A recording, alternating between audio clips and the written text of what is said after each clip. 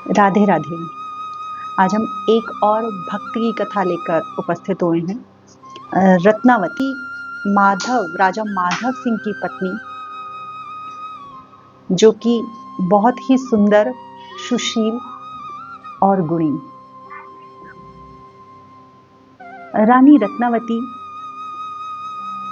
का व्यवहार इतना मधुर था कि महल में जितनी दासियां थीं, वो सब रत्नावती के व्यवहार के साथ, उनके सौंदर्य से और उनके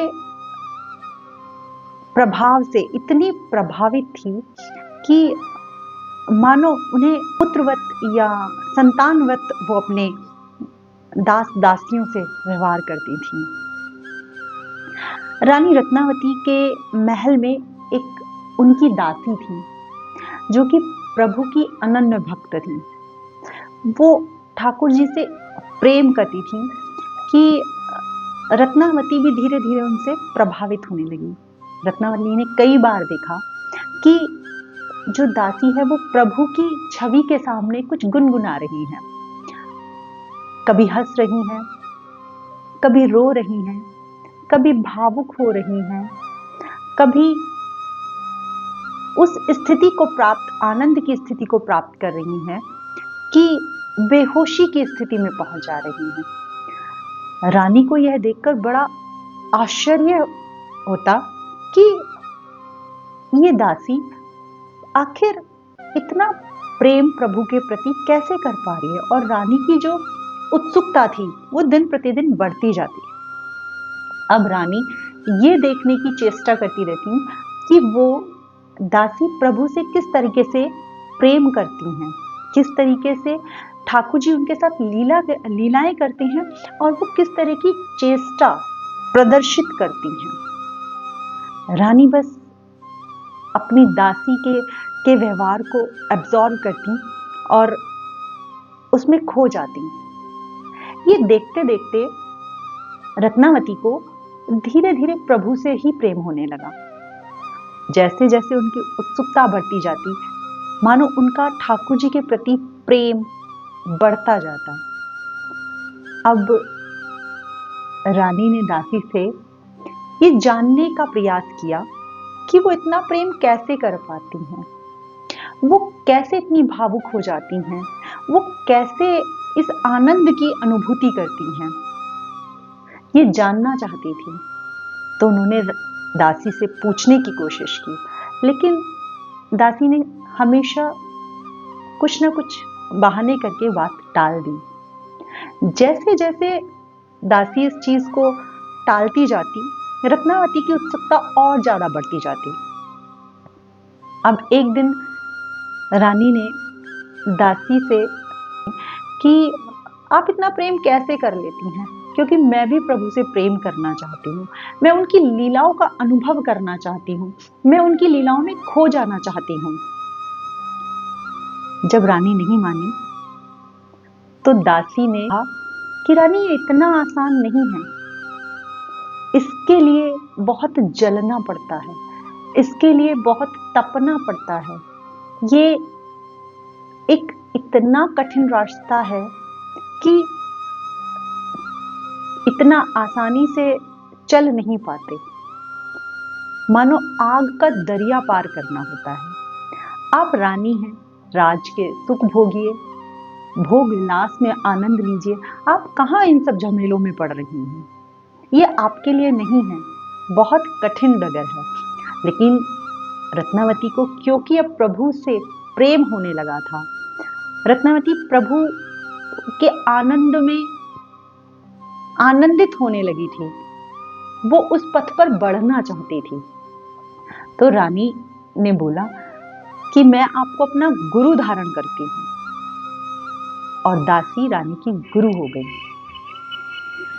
तब रानी और दासी दोनों प्रभु के पथ पर आगे बढ़ने लगी, धीरे धीरे लीलाओं का आनंद लेने लगी, प्रभु के नाम, प्रभु के कीर्तन में मग्न रहने लगी। जो राजमहल भोग विलास का केंद्र था, अब वो भक्ति का सागर बन गया।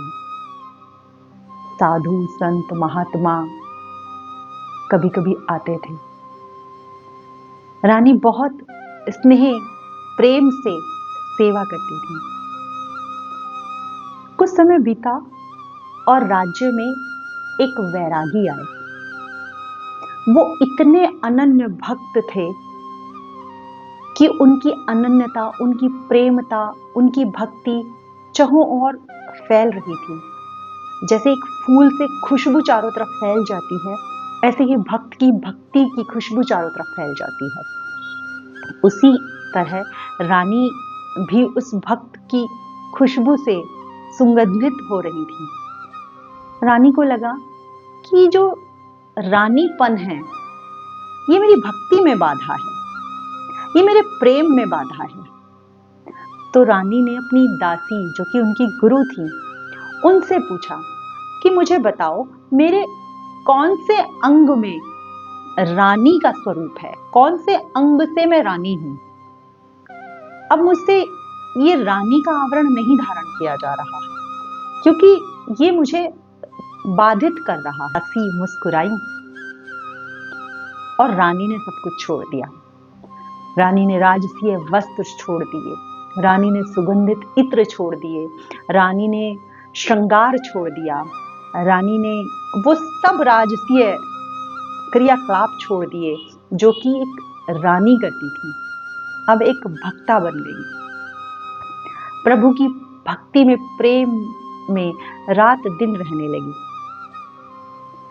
जैसे जैसे रानी की भक्ति बढ़ती गई, वैसे वैसे नगर में, राज्य में चर्चा होने लगी। उस वक्त रानी के पति माधव सिंह दिल्ली में थे। मंत्रियों ने पत्र लिखकर माधव सिंह को सूचित किया कि रानी वैराग्य की तरफ बढ़ रही हैं। रानी राज्य की मर्यादा, कुल की गरिमा को धूमिल कर रही हैं। जब राजा माधव सिंह को ये पत्र मिला और उन्होंने पढ़ा, वो बहुत क्रोधित हुए, आग बबूला हो गए और उनका मन हुआ कि वो अभी जाकर रानी को समझाएं। लेकिन उतने में ही उनका पुत्र प्रेम सिंह प्रकट हुआ और उसने अपने पिता माधव सिंह को प्रणाम किया।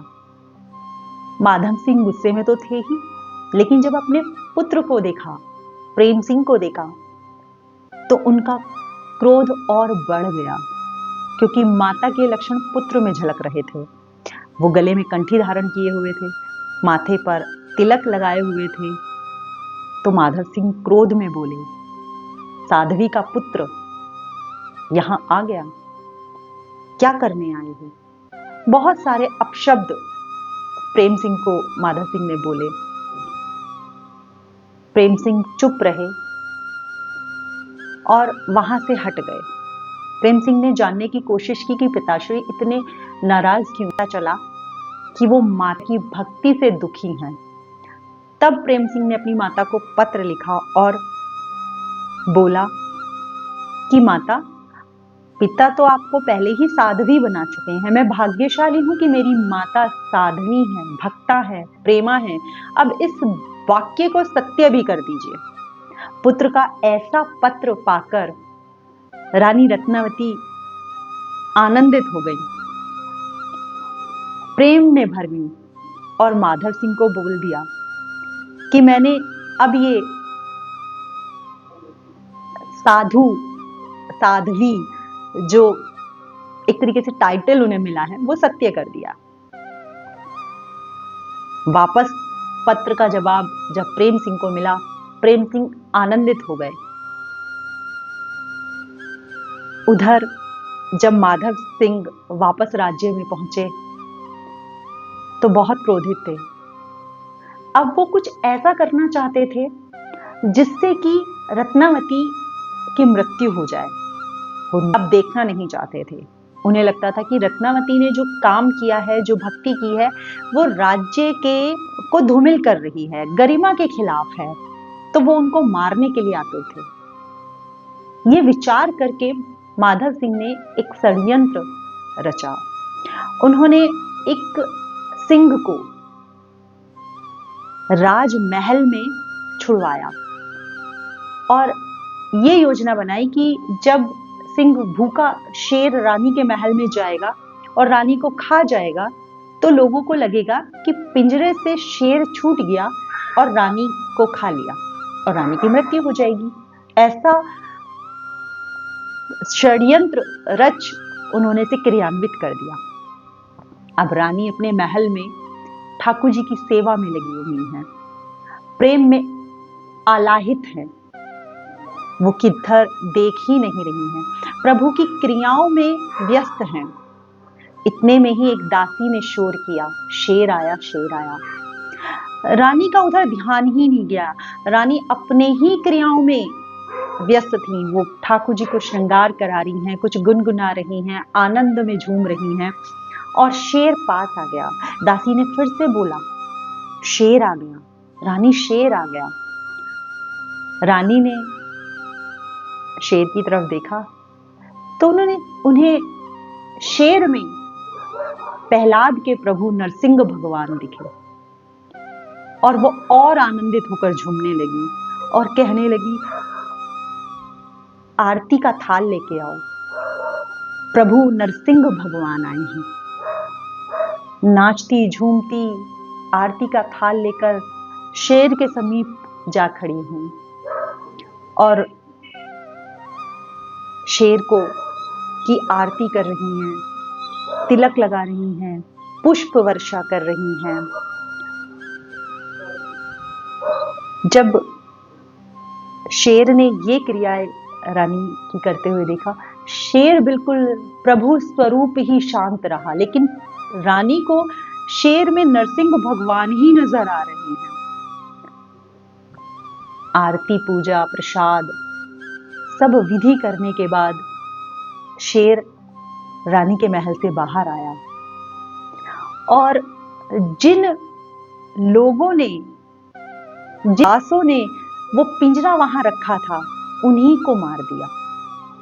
उन्हें मारने के बाद शेर बिल्कुल शांत अवस्था में जाकर पिंजरे में बैठ गया। जब ये बात माधव सिंह को पता चली, माधव सिंह के आश्चर्य की सीमा न रही।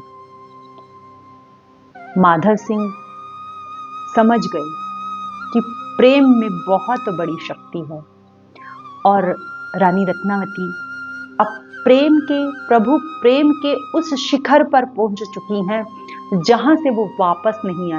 माधव सिंह के हृदय में धीरे धीरे प्रभु के प्रति प्रेम उत्पन्न होने लगा, रानी की तरफ झुकाव होने लगा। लेकिन रानी ठाकुर जी की लीलाओं में दिन प्रतिदिन आगे बढ़ रही थी, अनन्यता की ओर चल रही थी। माधव सिंह समझ गए और अब माधव सिंह ने रानी से मिलने की चेष्टा की। माधव सिंह ने रानी को बोला कि जितना भी राज्य में धन संपत्ति है, जितना चाहो तुम अपनी भक्ति के लिए, अपनी क्रियाओं के लिए लगा सकती हो, सब कुछ तुम्हारे लिए खुला हुआ है। बट एक बार मेरी तरफ देख लो। रानी रत्नावती ने बिना देखे ही कहा कि अब श्याम की छवि को निहारने के बाद मुझे कुछ और देखने की इच्छा नहीं होती। धन संपत्ति का मुझे कोई लोभ नहीं है, मुझे ये सब चाहिए ही नहीं। प्रभु प्रेम की इच्छा जो मेरे मन में उत्पन्न हुई है, मैं इसी में रहना चाहती हूँ, आप मुझे इससे विमुख ना करें। माधव सिंह ने उनकी बात मानी और रानी रत्नावती दिन प्रतिदिन प्रेम के पथ पर आगे बढ़ती रही। बढ़ते बढ़ते एक दिन स्वयं प्रभु के धाम को गई।